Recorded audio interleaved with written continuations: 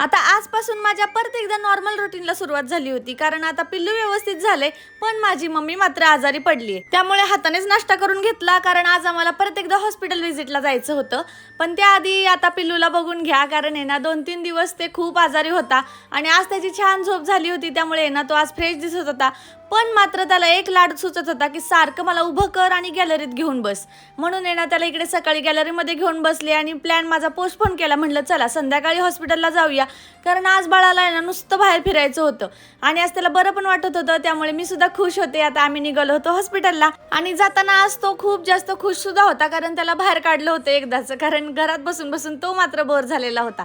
आता इथं आलो होतो, पण आहे ना बरेच सारे नंबर होते आणि आम्हाला मात्र आहे ना नॉर्मल फक्त चेकअप करायचं होतं.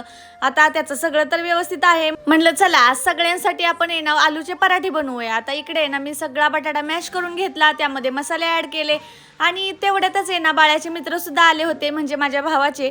आणि आज संडे असल्यामुळे ना सगळेजण घरी होते. आता एक एक करून पराठा बनवून घेतला. थोडेसे मोठेच पराठे असतात माझे, कारण एका पराठ्यातच पोट भरलं पाहिजे. आणि दीदी तू आरामात पराठे बनव, आम्ही मात्र बाळाला सांभाळतो, असं म्हणून सगळ्या मामांनी त्याची ड्युटी घेतली होती. त्यामुळे तर हे एवढं आरामात मला बनवता आलं होतं. नाहीतर संध्याकाळच्या वेळेला तर तो अजिबात मला काहीच करून देत नाही. आता त्या सगळ्यांनी पराठे एन्जॉय केले. भेटूया नेक्स्ट ब्लॉगमध्ये. बाय.